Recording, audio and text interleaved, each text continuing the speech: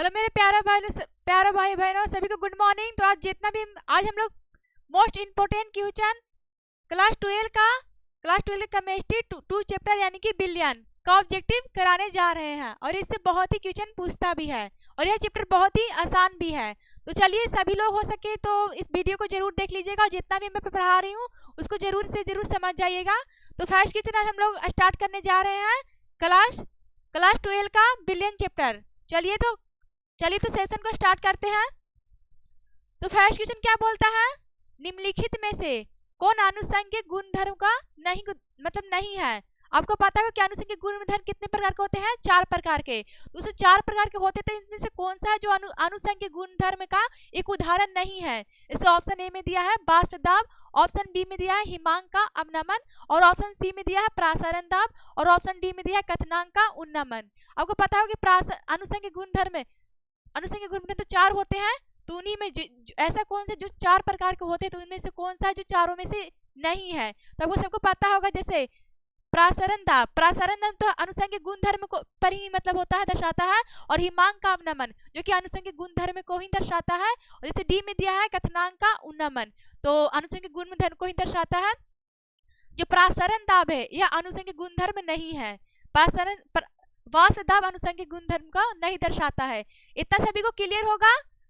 तो नेक्स्ट सवाल बोलता है कि निम्नलिखित में से, सेकेंड नंबर सवाल बोलता है, निम्नलिखित में से किस यौगिक के जलीय घोल का प्रासरण दाब का कहने का मतलब पी। प्रासरण दाब को हम लोग पी के द्वारा लिख सकते हैं।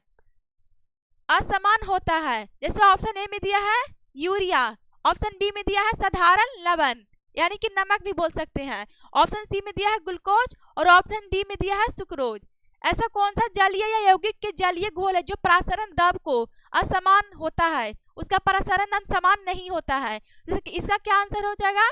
आपको सभी लोग को इसका आंसर याद भी होगा। इसका क्या हो जाएगा? साधारण लवण, बी द राइट आंसर। साधारण लवण का जो प्रासरण दाब होता है वह असमान होता है, समान नहीं होता है। बाकी सब लोग यूरिया, सुक्रोज और ग्लूकोज की बात करें तो इनका जो प्रासरण दाब होता है बिल्कुल समान होता है। इतना सभी को बात क्लियर होगा। तो थर्ड नंबर क्वेश्चन पे पढ़ते हैं।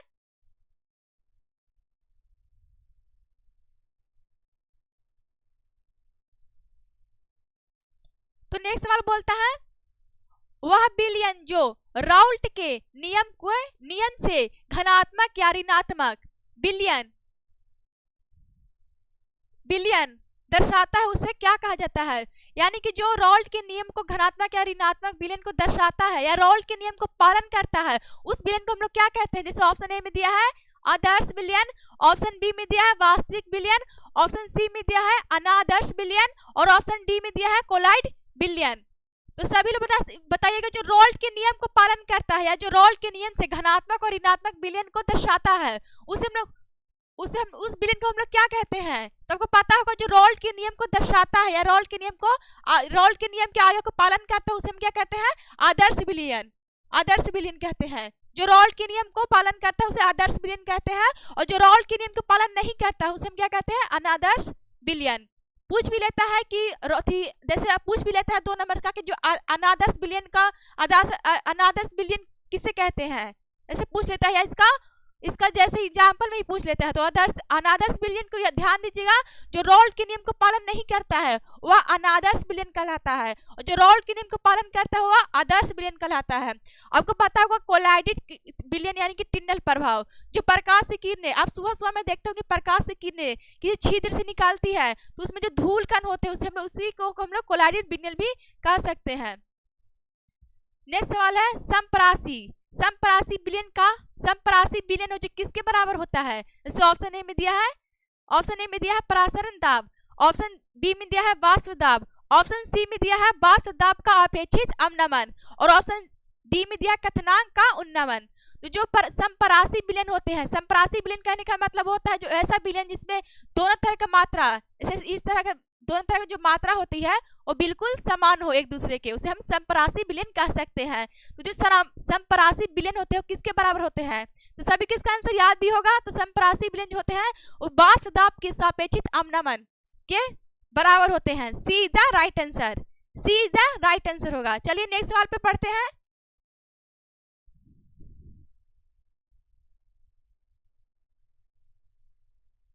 चलिए 5 नंबर सवाल बोलता है फेरिक हाइड्रोक्साइड कोलाइडल विलयन के स्कंदन निम्नलिखित में से कौन विद्युत अपघाती सबसे कम प्रभावी है। जैसे ऑप्शन ए में दिया है KBr, ऑप्शन बी में दिया है K2SO4, ऑप्शन सी में दिया है K2CrO4 और ऑप्शन डी में दिया है K3FeCN के होल सी। इसका क्या हो जाएगा, ऐसा कौन सा फेरिक हाइड्रोक्साइड है जिसके कोलाइडल विलयन में स्कंदन निम्नलिखित में से विद्युत के अपघट्य में सबसे कम प्रभाव दिखाता है। तो सभी को इसका आंसर याद भी होगा, तो इसका आंसर क्या हो जाएगा, A is the right answer.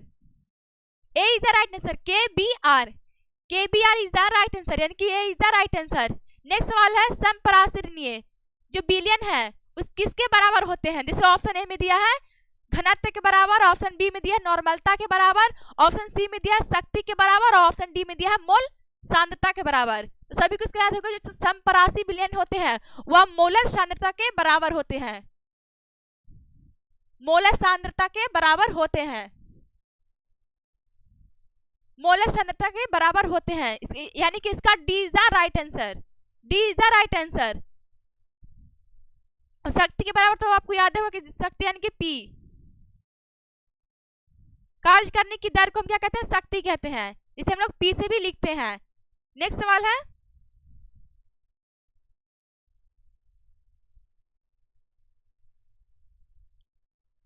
7 number सवाल बोलता है निम्नलिखित में से कौन रॉल्ट के नियम से घनात्मक विलयन दर्शाता है। इस ऑप्शन ए में दिया है C6H6 तथा C6H5CH3, ऑप्शन बी में दिया है C6H6 तथा CCl4 यानी कि क्लोरोफॉर्म, ऑप्शन सी में दिया है CHCl3 तथा C2H5OH और ऑप्शन डी में दिया है CHCl3 तथा CH3COCH3। इसमें कौन सा है जो रॉल्ट के नियम को दर्शाता है, रॉल्ट के नियम को जो घनात्मक विलयन इसको दर्शाता है। तो सभी को इसका आंसर याद भी होगा, तो इसका आंसर क्या हो जाएगा, C is the right answer, C is the right answer. यह रॉल्ट के नियम को दर्शाता है। आपको पता है जो रॉल्ट के नियम को दर्शाता है उसे आदर्श विलयन कहते हैं, जो रॉल्ट के नियम को नहीं दर्शाता है उसे अनादर्श विलयन कहते हैं। 8 नंबर सवाल है किसी विलयन के सांद्रण के व्यक्त करने के में कौन सा तापक्रम पर निर्भर नहीं करता है। मतलब किसी विलयन के सांद्र को जब व्यक्त करते हैं तो कौन सा है जो ताप पर निर्भर नहीं करता है। जैसे ऑप्शन ए में दिया है मोलरता, ऑप्शन बी में दिया है नॉर्मलता और ऑप्शन सी में दिया है फॉर्मलता और ऑप्शन डी में दिया है मोलालता। इसका क्या आंसर हो जाएगा, तो इसका हो जाएगा D is the right answer, मोलालता। आपको मोलालता का परिभाषा भी पूछ लेता था, तो मोलालता का बहुत बार परिभाषा भी पूछ लेता था, तो इसका क्या परिभाषा हो जाएगा, जो मतलब किसी घोल में 1 kg विलयनों के घोल के मूल अनुपात को हम क्या कहते हैं, मोलरता। इसका परिभाषा भी याद कर लीजिएगा, बहुत बार इसका परिभाषा भी पूछ लेता है। तो नेक्स्ट सवाल है,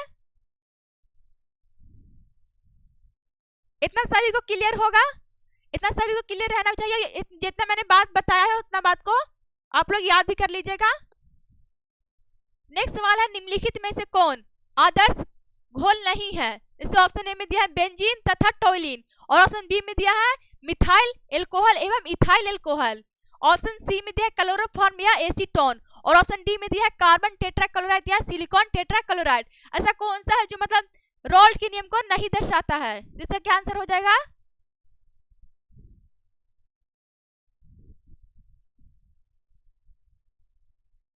इससे क्या हो जाएगा जो रॉल्ट के नियम को नहीं दर्शाता है, इससे हो जाएगा क्लोरोफॉर्म और एसीटोन जो रॉल्ट के नियम को नहीं दर्शाता है, आदर्श घोल को नहीं दर्शाता, वही मतलब जो रॉल्ट के नियम को नहीं दर्शाता है।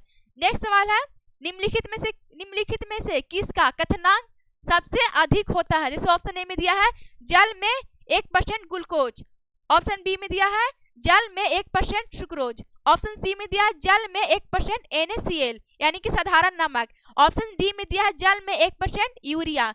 ऐसा कौन सा जिसका कथनांक सबसे अधिक होता है, तो इसका क्या आंसर हो जाएगा, इसका हो जाएगा सी द राइट आंसर, जल में 1% NaCl यानी कि NaCl। हाँ, इसका सी द राइट आंसर हो जाएगा। चलिए सभी को इसका आंसर याद भी होगा, तो नेक्स्ट पढ़ते हैं।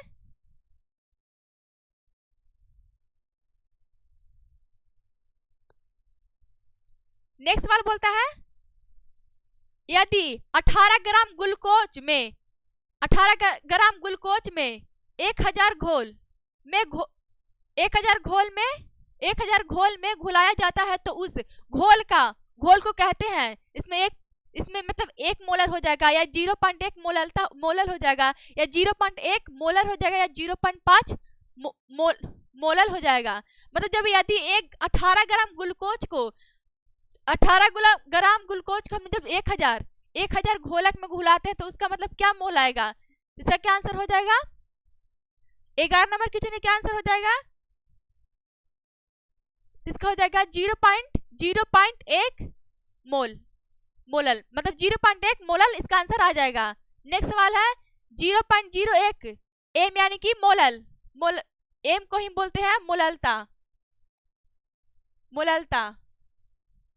अगर स्मॉल एम बोल दे तो उसको बोलते हैं हम लोग, स्मॉल एम बोल दे तो इसका हो जाएगा रहता। चलिए इतना बात सभी को याद होगा। तो बोल रहा है कि 0.0 एम मोलरता ग्लूकोज बिलियन की तुलना में 0.01 mgCl2 बिलियन के हिमांक में अवनमन है। इस ऑप्शन है कि समान रहेगा, लगभग 2 गुना हो जाएगा या लगभग 3 गुना हो जाएगा या लगभग 6 गुना हो जाएगा। इसका क्या हो जाएगा? तो क्या हो जाएगा इसका? तो इसका हो जाएगा सी द राइट आंसर, लगभग 3 गुना हो जाएगा, लगभग 3 गुना हो जाएगा। नेक्स्ट सवाल है टिंडल प्रभाव पाया जाता है किस में? विलयन में, अपेक्षण में, या तो सॉल में या तो वाष्पों में। जो टिंडल प्रभाव है वो अपना प्रभाव किस में दिखाएगा? तो सभी को इसका आंसर आता है जो टिंडल प्रभाव या सॉल में अपना प्रभाव दिखाएगा। चलिए नेक्स्ट सवाल है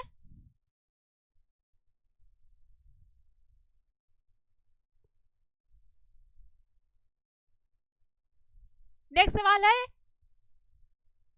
234.2 ग्राम चीनी के घोल में 34.2 ग्राम चीनी है तो घोल का मोलल सांद्रता क्या होगा? जिससे ऑप्शन ए में दिया है 0.1 होगा या 2.0 होगा या 3.0 होगा या 5.0 होगा।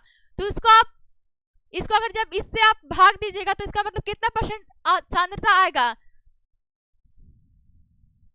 इससे क्या आंसर हो जाएगा? जब इससे हम लोग इससे कन्वर्ट करके इसे भाग देंगे तो आपको आंसर आ जाएगा इसका 5.0 यानी कि D is the right answer. Next सवाल है प्रसरण दाब यानी कि पी निम्नलिखित में से किस समीकरण द्वारा व्यक्त की जाती है? यानी कि पी बराबर सूत्र बताना है आपको। इस ऑप्शन ए में दिया है पी बराबर होता है CRT या होता है पी बराबर C T बटा R या पी बराबर होता है RC बटा T या C या तो डी में दिया है पी बराबर होता है RT बटा C। यानी कि प्रसरण दाब बराबर सूत्र यानी कि समीकरण बताना है कि प्रसरण दाब बराबर सूत्र होता ही क्या है? तो पता होगा प्रसरण दाब बराबर सूत्र होता है P बराबर CRT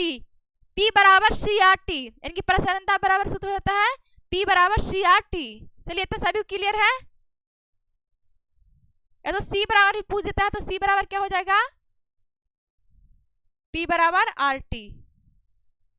चलिए नेक्स्ट सवाल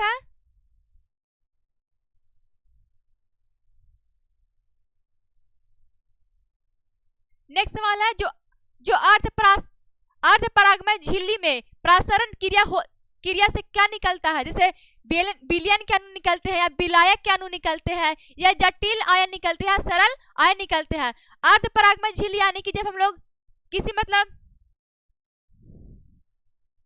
घोल का विलयन लेते हैं, जब उसमें किसी घोल के विलयन लेते हैं तो आपको पता होगा कि इसमें प्रसरण दाब की क्रिया होती है। प्रसरण दाब की क्रिया होती है जो मतलब निम्न सांद्रता से उच्च सांद्रता की ओर जाती है और इसमें का पता होगा इसमें जो विलायक के अणु होते हैं वो निम्न सांद्रता से उच्च सांद्रता की ओर जाते हैं। जो विलायक के अणु होते हैं तो इससे क्या आंसर हो जाएगा? B is the right answer. विलायक के अणु ही निम्न सांद्रता से उच्च सांद्रता की ओर जाते हैं। तो वही पूछा जो अर्धपरागमय झिल्ली के से प्रसरण की क्रिया से निकलते हैं तो इसका हो जाएगा विलायक के अणु। चलिए नेक्स्ट सवाल है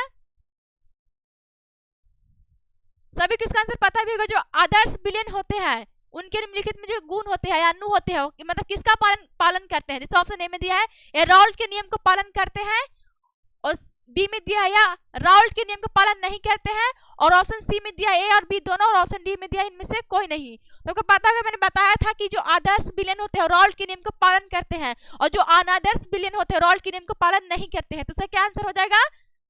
ए इज द राइट आंसर। जो आदर्श बिलियन होते हैं रॉल्ट के नियम को पालन करते हैं। चलिए इतना सभी को याद होगा। तो नेक्स्ट सवाल है,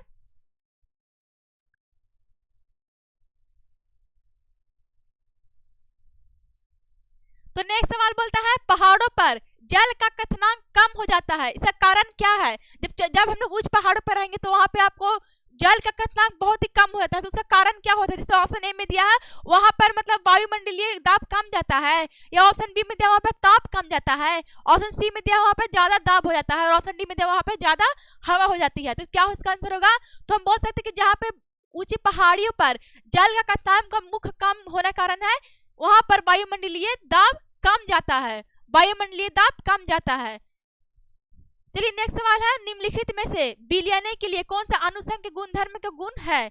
ऐसा कौन सा जो अनुसंख्यक गुणधर्म को दर्शाता है या अनुसंख्यक गुणधर्म का उदाहरण है? जैसे ऑप्शन ए में दिया है प्रसारण दाब, ऑप्शन बी में दिया है पृष्ठ तनाव, और ऑप्शन सी में दिया है चालकता, और ऑप्शन डी में दिया है अर्ध आयु। ऐसा कौन सा मतलब उसका जो ऐसा कौन सा जो अनुसंख्यक गुणधर्म को दर्शाता है? इसका सबको आंसर पता होगा। जैसे कि इसका क्या आंसर होगा? प्रसारण दाब। प्रसारण दाब जैसे मैंने अभी सूत्र दिया था CRT, प्रसारण दाब बराबर सूत्र होता है। नेक्स्ट सवाल है, जल का मतलब शुद्ध जल का पीएच मान कितना होता है? जैसे ऑप्शन ए में दिया है 1, ऑप्शन बी में दिया है 4, ऑप्शन सी में दिया है 3, और ऑप्शन डी में दिया है 7। सभी को पता होगा कि जो शुद्ध जल का पीएच मान कितना होता है, तो इसका आंसर हो जाएगा 7। शुद्ध जल का पीएच मान कितना होता है? 7।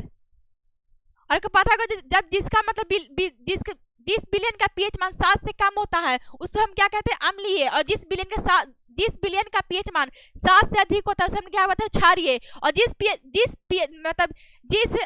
अम्ल का पीएच मान या जिस विलयन का पीएच मान सिर्फ 7 के बराबर हो, क्या होता है? उदासीन होता है। और आपको पता होगा पीएच स्केल में कितना से कितना तक नंबर तक होता है? तो 0 से लेकर 14 तक नंबर तक होता है। इतना बात का ख्याल सभी लोग इतना बात को याद रखिएगा। चलिए नेक्स्ट सवाल है,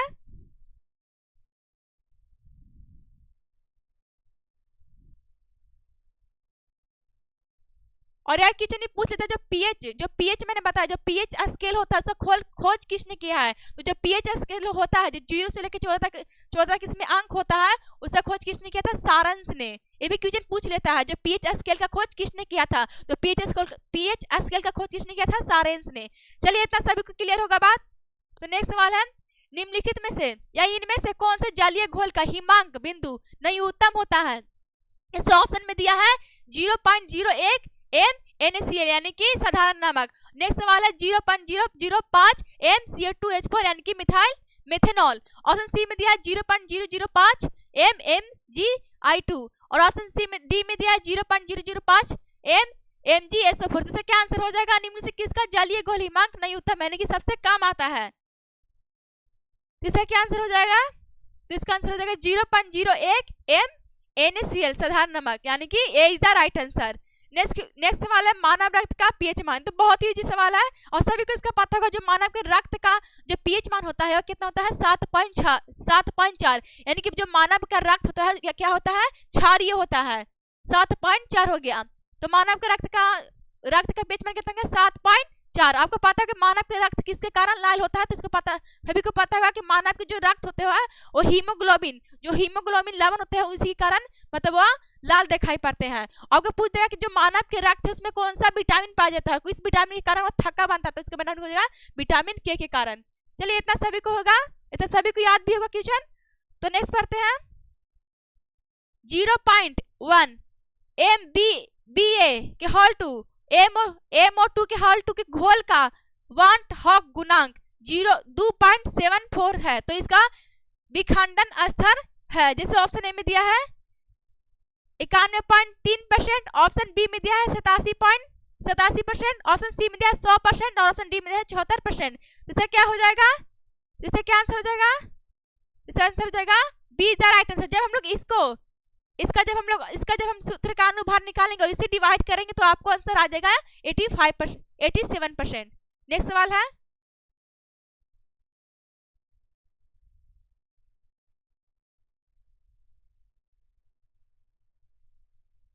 तो नेक्स्ट सवाल पर सभी लोग ध्यान दीजिए।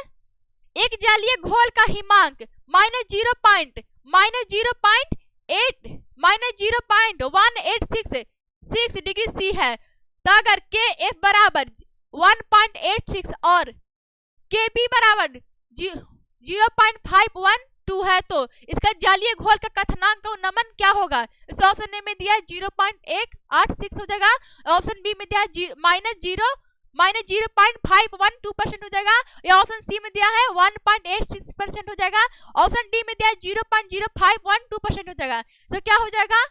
इसका क्या आंसर हो जाएगा? इसका हो जाएगा D is the right answer, D is the right answer. Next वाला है अगर n घोल पदार्थ के मोल की संख्या तथा m घोलक के मोल के संख्या है तो उसका घोल के मोलर प्रभाव क्या होगा? n की सूत्र बताना है। अगर m के घोल आदर्श हो तो मोल की संख्या m हो और घोलक की मोल की संख्या हो तो घोल के बराबर मतलब मोल प्रभाव बराबर सूत्र बताना है। तो क्या आंसर हो जाएगा? m बराबर, तो इसको हो जाएगा बी द राइट आंसर। यानी कि बिलाय वैसे पदार्थ होते हैं जो मतलब किसी भी विलायक में घुल जाते हैं तो इसे हो जाएगा m बटा n plus minus small n बटा capital M plus small n। तो नेक्स्ट वाला है H3PO4 के 1 m यानी कि मोलरता बिलियन के नॉर्मलता क्या होगा? इस ऑप्शन ए में दिया है 0.5 न्यूटन, या जैसे ऑप्शन बी में दिया है 1.0 न्यूटन, या ऑप्शन सी में दिया है 2.0, ऑप्शन डी में दिया है 3.0। तो क्या आंसर हो जाएगा?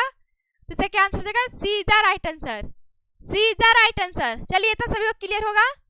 तो नेक्स्ट पढ़ते हैं, और मैंने जितना भी पढ़ाया उतना सभी लोग को समझ में आया है कि नहीं? कमेंट में ऐसा नो का जवाब दे दीजिएगा।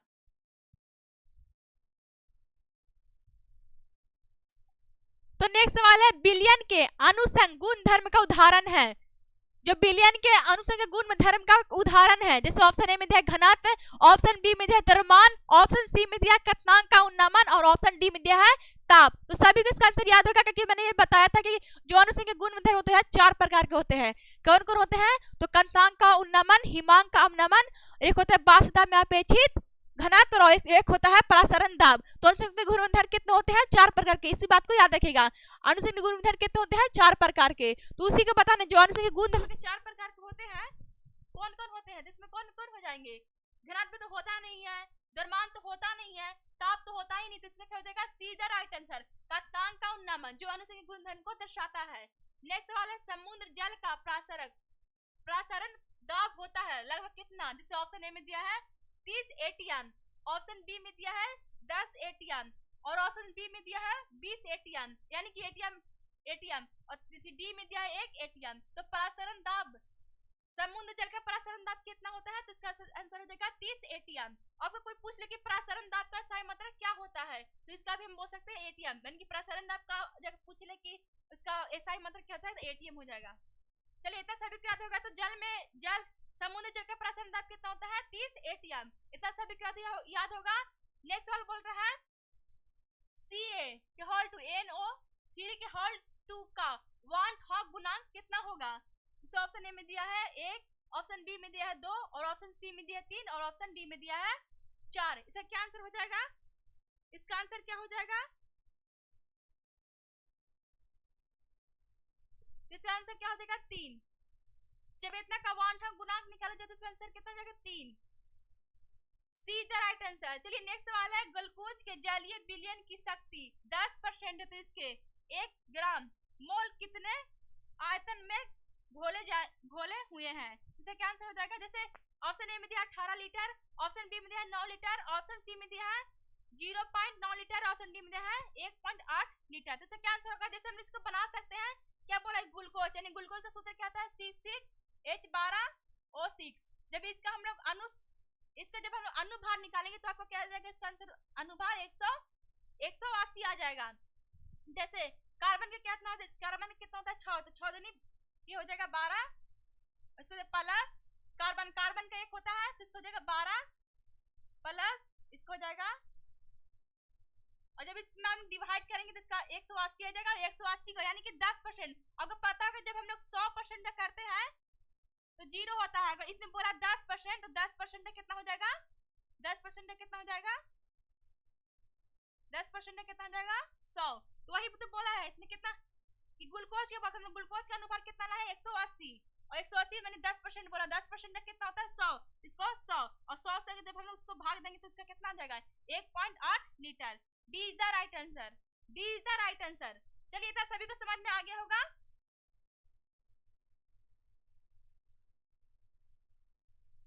तो नेक्स्ट सवाल है,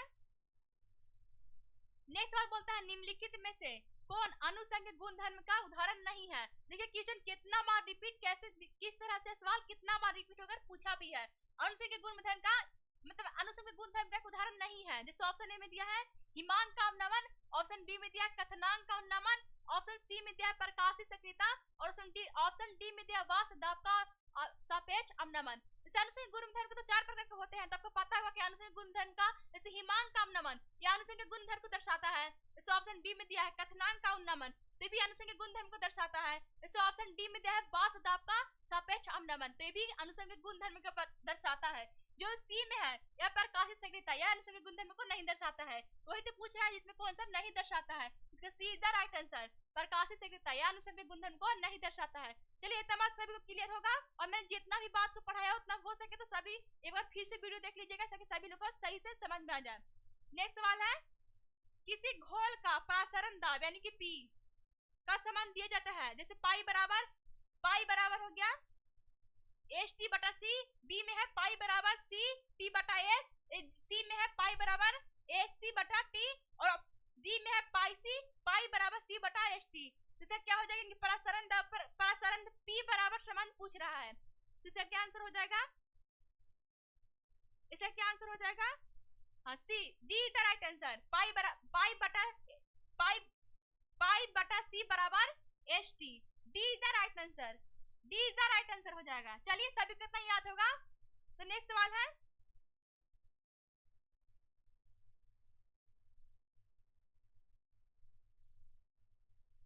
नेक्स्ट सवाल है किस विलयन में विलयन का मोल प्रभाव व्यक्त किया जाता है। जो विलयन के मोल प्रभाव बराबर सूत्र बताना है, जिसमें मैंने भी बताया भी था। जैसे ऑप्शन ए में दिया x बराबर स्मॉल n बटा n प्लस n, और जैसे कि बी में दिया है x बराबर n बटा small m plus capital n, और सी में दिया है x बराबर कैपिटल M बटा स्मॉल n, और डी में दिया इनमें से कोई नहीं। तो मैंने मोल प्रभाव बराबर सूत्र बताना है, जैसे मैंने बताया था। इसका क्या आंसर हो जाएगा, इसका आंसर हो जाएगा A is the right answer, A is the right answer. Next सवाल है परमाणु द्रव्यमान, जो परमाणु द्रव्यमान होते हैं वो किसके बराबर होते हैं। जैसे ऑप्शन ए में दिया है परमाणु के इलेक्ट्रॉन की संख्या पर, ऑप्शन बी में दिया है परमाणु के इलेक्ट्रॉन और प्रोटॉन की संख्या के योग के, ऑप्शन सी में दिया है परमाणु के न्यूट्रॉन की संख्या और प्रोटॉन की संख्या के योगफल के, और डी में दिया इनमें से कोई नहीं। जो परमाणु द्रव्यमान होते हैं उनका जो भी परमाणु द्रव्यमान किसके बराबर होते हैं, जैसा कि इसका आंसर आपको पता भी होगा। जो परमाणु द्रव्यमान है वह परमाणु के न्यूट्रॉन की संख्या और प्रोटॉन की संख्या के बराबर होते हैं। ये जैसे हो गया ये नाभिक हो गया, तो आपको पता है कि बीच में जैसे नाभिक हो गया, तो आपको पता है कि जो बीच में होते हैं, बीच में क्या होता है न्यूट्रॉन और प्रोटॉन होते हैं, न्यूट्रॉन प्लस प्रोटॉन होते हैं। और ये जो इलेक्ट्रॉन होते हैं वह नाभिक के मतलब इस साइड में जो मतलब घूर्णन की गति करते हैं। तो कोई तो पूछा जो कि निम्न से परमाणु के द्रव्यमान की संख्या किसके बराबर होते हैं, इसका हो जाएगा न्यूट्रॉन प्लस प्रोटॉन, यानी कि परमाणु की न्यूट्रॉन की संख्या और प्रोटॉन की संख्या के योगफल को ही मतलब होते हैं, उसके ही बराबर होते हैं परमाणु द्रव्यमान, जिसका क्या आंसर हो जाएगा सी द राइट आंसर। चलिए इतना बात सभी को याद होगा। जैसे पूछ देता है जैसे एक इलेक्ट्रॉन बराबर कितना न्यूटन होता है, तो एक इलेक्ट्रॉन बराबर कितना न्यूटन होता है 1.6 × 10 की पावर -19। सभी को इतना याद होगा, सभी को इतना बात याद होगा। तो नेक्स्ट सवाल पढ़ते हैं। इतना बात सभी लोग को याद होगा। नेक्स्ट सवाल है अपेक्षित वाष्प दाब का अवनमन, मतलब अपेक्षित वाष्प दाब का जो अवनमन होता है उसका सूत्र बताना है। तो क्या होता है, जैसे px बटा p नोट, जैसे b बराबर दिया p नोट माइनस ph बटा p नोट, ऑप्शन सी में दिया है p नोट बराबर ph, ऑप्शन डी में दिया है p नोट बराबर p नोट बटा ph। इसका क्या आंसर हो जाएगा, अपेक्षित वाष्प दाब बराबर क्या होता है, तो इसका हो जाएगा B is the right answer, B is the right answer. चलिए सभी को इतना याद होगा, सभी को इतना बात याद होगा तो नेक्स्ट सवाल पढ़ते हैं।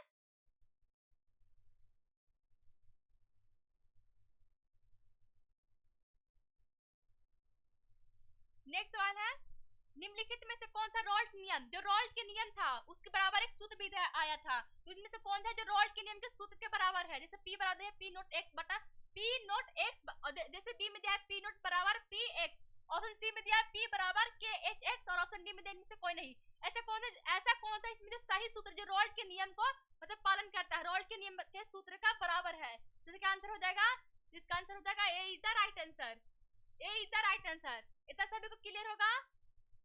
रोल्ट के नियम पूछेगा कि रोल्ट के नियम कितने होते हैं, तो रोल्ट के नियम कितने होते हैं? दो होते हैं, जैसे एक होते हैं आदर्श, एक होते हैं अनादर्श। मैंने इसके बारे में बता दिया था कि जो वैसे बिलियन जो मतलब रोल्ट के नियम को पालन करते हैं वो आदर्श हो जाते हैं, वैसे बिलियन जो रोल्ट के नियम को पालन नहीं करते हैं वह अनादर्श हो जाते हैं। तो सभी को पता है कि रोल्ट के नियम दो होते हैं। नेक्स्ट सवाल है, निम्नलिखित में से कौन सा ताप द्वारा प्रभावित नहीं किया जाता है? जैसे ऑप्शन ए में दिया है नॉर्मलता, ऑप्शन डी में दिया है फॉर्मूलता, ऑप्शन सी में दिया है मोलरता, और ऑप्शन डी में दिया मोललता। ऑप्शन डी में क्या दिया है? मोललता। तो कौन सा जो ताप द्वारा प्रभावित नहीं होता है, तो इसका क्या आंसर हो जाएगा? D is the right answer, मोललता जो है जो ताप द्वारा प्रभावित नहीं होता है। इसका बहुत बार इसका परिभाषा भी बहुत बार पूछ लेता है, तो सभी को इसका याद रखिएगा इतना बात, ये जो मतलब मोलरता है वो ताप द्वारा प्रभावित नहीं होता है। नेक्स्ट वाला, निम्नलिखित में से कौन सा जलीय घोल में किसका कथनांक अधिकतम होता है? जैसे ऑप्शन ए में दिया है 1.0 एम यानी कि मोलरता MaHOH, MaOH। ऑप्शन डी में दिया 0.1 मोलरता Na2SO4, ऑप्शन सी में दिया 0.1.0 एम यानी कि मोलरता NH4NO3, ऑप्शन डी में दिया है, ऑप्शन डी में क्या दिया है 1.0 यानी कि एम यानी कि मोलरता KNO3। जैसे क्या आंसर हो जाएगा? मतलब ऐसे कौन सा है जिसका जलीय घोल का कथनांक सबसे अधिक है? तो अगर इसका बात की जाए तो इसका क्या आंसर हो जाएगा? इसका क्या आंसर हो जाएगा? इसका हो जाएगा be the right answer, be the right answer. चलिए सभी को इतना याद होगा, जो इसका अगर हम जलीय घोल निकाले जाए तो सबसे ज्यादा इसका ही आएगा। चलिए नेक्स्ट सवाल है,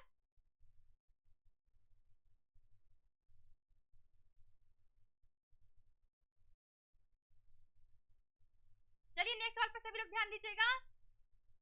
एक घोल जिसका प्रसारण दाब 300 के यानी कि केल्विन, के को क्या कहते हैं? केल्विन पर 0.0821 वायुमंडलीय है, इस घोल का साधारण सांतक क्या होगा? तो इसे कैसे? जैसे ऑप्शन ए में दिया है 0.66 एम यानी कि मोललता, ऑप्शन बी में दिया है 0.32 एम यानी कि मोलरता, जिसे ऑप्शन सी में दिया है 0.066, ऑप्शन डी में दिया 0.033। तो इसका क्या आंसर हो जाएगा?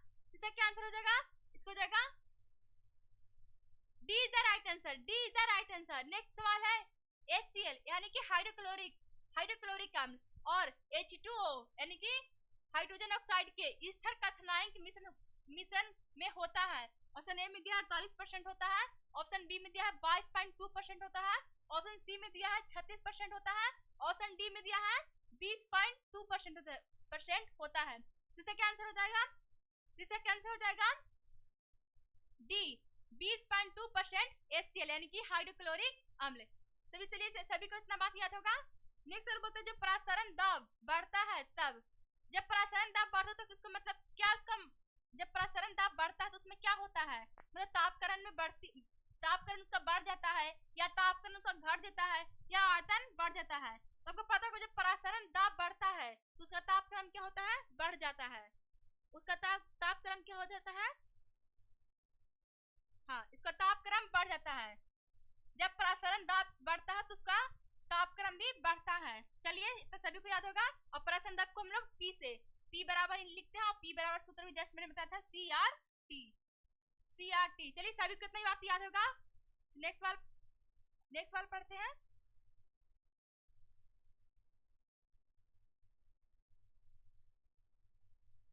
नेक्स्ट सवाल है, घोलक के 1 kg में उपस्थित घोलक के 1 केजी उपस्थित घोल के मोलों की संख्या को क्या कहते हैं? मैंने बताया भी था, मैंने इसके बारे में बताया भी था। जैसे ऑप्शन ए में दिया है मोलरता, यानी कि ऑप्शन बी में दिया है मोलरता, ऑप्शन सी में दिया है नॉर्मलता, ऑप्शन डी में दिया है मोल प्रभाव। मतलब बताना है कि जो घोलक के 1 केजी में उपस्थित घोल के मोलों की संख्या किसके बराबर होती है? तो पता क्या है, घोलक क्या होता है? पानी। तो पानी क्या है? पानी घोलक है। पानी क्या है? इसमें घोलक है। पानी जैसे मैंने किसी चीज को, मैंने किसी पात्र को ले लिया, उस पात्र में हमने जल ले लिया, यानी कि पानी ले लिया। अगर पानी क्या है? घोलक। अगर हमने किसी, जैसे नमक हो गया, चीनी हो गया, तो क्या हो गया? घोल हो गया। मतलब घोलक वह चीज होता है जो अपने अंदर किसी चीज को घोला ले। तो उसके बाद बताना कि जो घोलक के 1 केजी उपस्थित घोल के मोलों की संख्या को क्या कहते हैं? तो इसका क्या आंसर हो जाएगा? इसका हो जाएगा मोलरता। मोलरता हम लोग कहते हैं। इसका हो जाएगा बी द राइट आंसर। चलिए सभी इसको, इतना बातों को सभी लोग याद रखिएगा। तो नेक्स्ट सवाल है, वैसा घोल जो एक निश्चित ताप पर संयोजन में बिना किसी प्रकार के परिवर्तन में उबलता है, वह उसे क्या कहते हैं?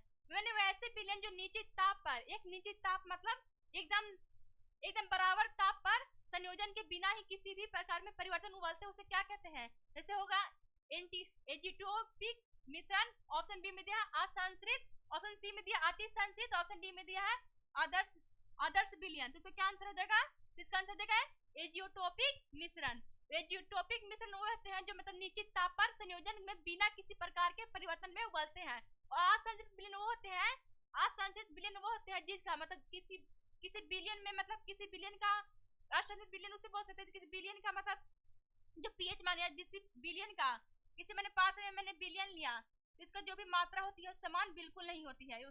जो विलयन का जो मात्रा होती है वो एक दूसरे के समान बिल्कुल नहीं होती है, वो हो गया असंस्कृत विलयन। आदर्श विलयन के बारे में तो पता ही आपको, जो रॉल्ट के नियम का पालन करता है, वो अति संस्कृत मतलब जिस वैसे विलयन जिनमें वैसे विलयन की मात्रा जो एक दूसरे के बिल्कुल बराबर होते हैं उसे अति संस्कृत विलयन भी कह सकते हैं।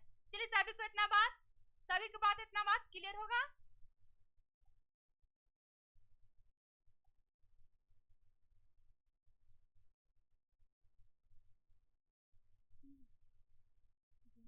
चलिए आज के लिए